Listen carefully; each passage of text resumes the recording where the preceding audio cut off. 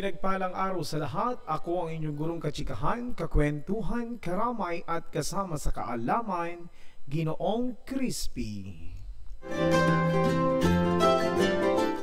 Alam mo minsan, ang paglayo ay hindi naman nangangahulugan ng paghihiwalay. Minsan ang paghihiwalay ay paghilom lamang sa mga bagay na hindi pagkakaintindihan. Pero malay mo naman, time will come, magkabalikan din kayo. Muli ay gawin nating makabuluhan ang araw na ito dito lang sa Crispy Talks.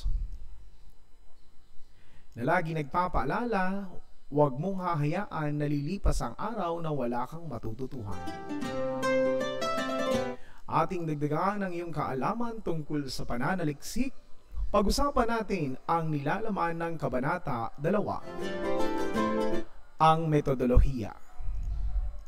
Nakaraan ay ating tinalakay ang Kabanata 1, ang suliranin at kaligiran nito. Ngayon ay ating pag-usapan ang Kabanata 2 o ang metodolohiya. Ang kabanatang ito ay naglalaman ng mga sumusunod na mahalagang bahagi. Una ay disenyo ng pag-aaral. Pangalawa, mga kalahok at sampling.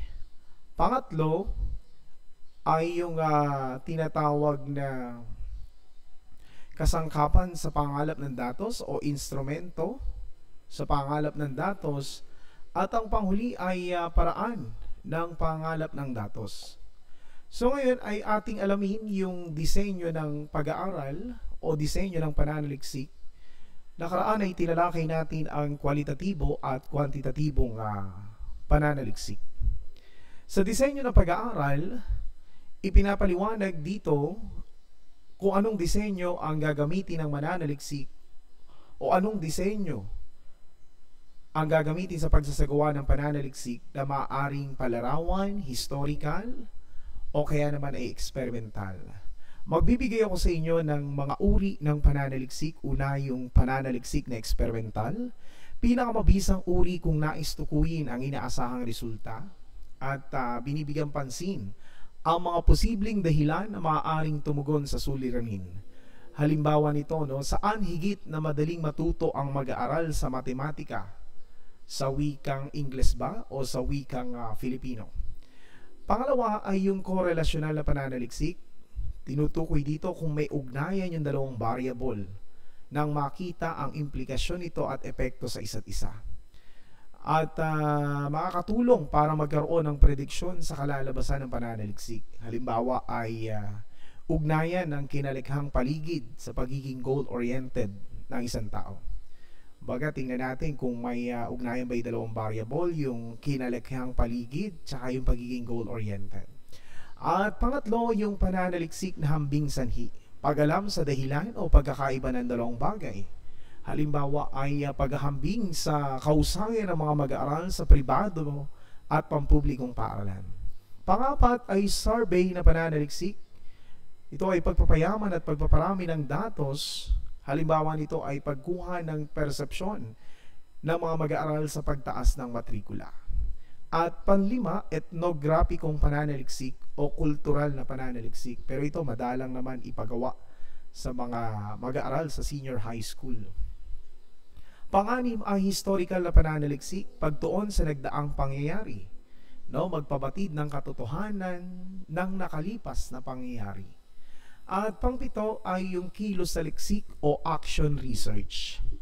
Ang action research ay beneficial at may suliraning kailangan tugunan at nagbibigay ng solusyon. At ang pangwalo ay deskriptibong pananaliksik.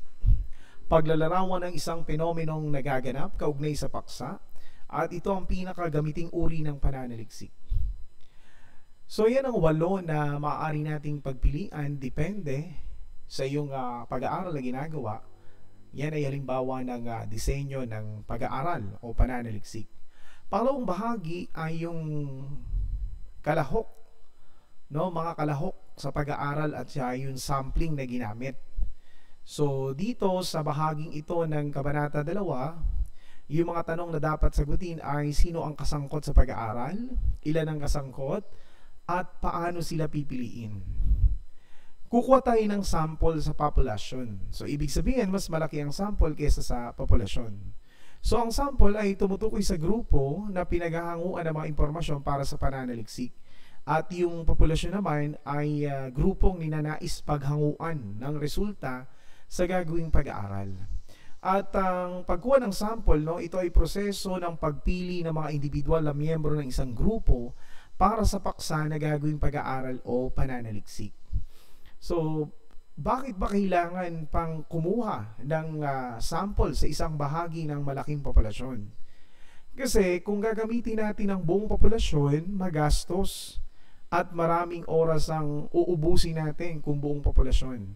At pwede naman tayong makapaghinuha at makapaglahat tungkol sa populasyon gamit ang sampling.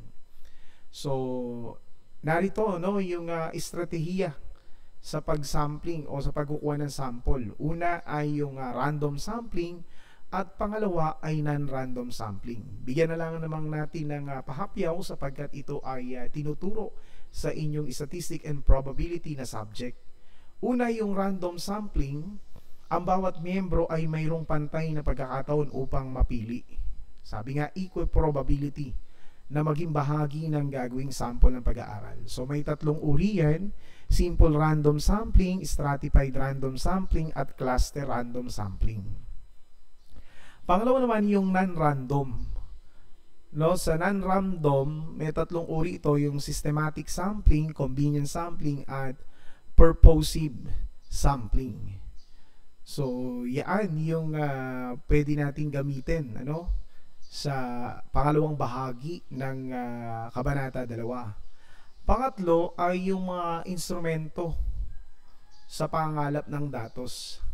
Ano ba yung gagamitin natin?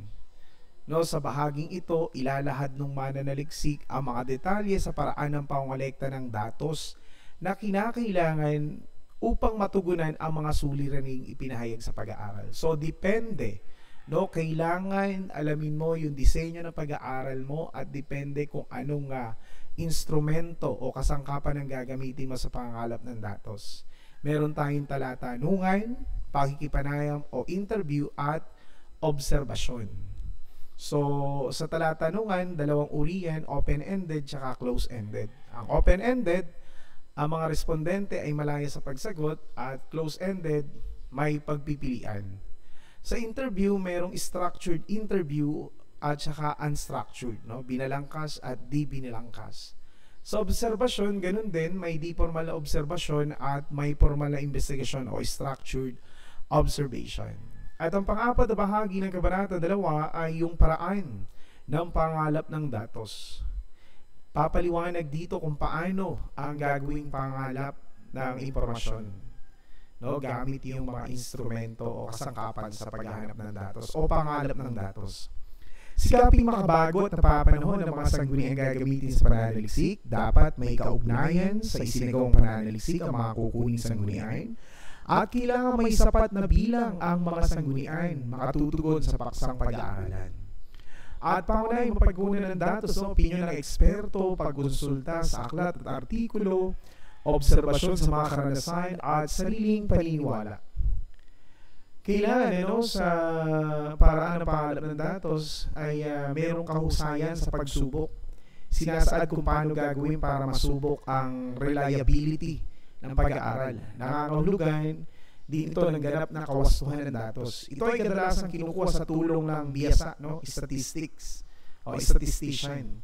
Kaakibat dito ang tinatawag na validity na may kinalaman sa ugnayan ng mga datos. Sinusukat dito ang lawak ng pagtatamo ng mga layuning hinahangad na matamo o masukat sa pamamaraan.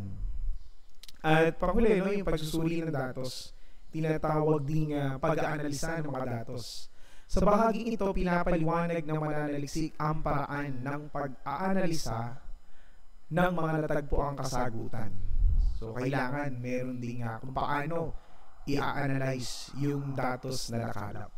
So, yan ang nilalaman ng Kabanata 2, ang metodolohiya, ang disenyo ng pag-aaral, mga kalahok, sino mga respondente, mga instrumento sa pananaliksik, at paano yung paraan ng pangalap ng datos. So yan ang ating naging dagdag kaalaman sa araw na ito.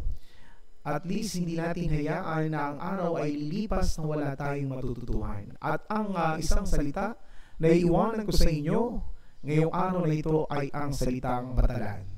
Maaari mong saliksikin yan kung ano ang kahulugan niyan. Muli ako ang inyong gurong katsikahan, kakwentuhan, karamay at kasama sa kaalaman, Ginoong Crispy.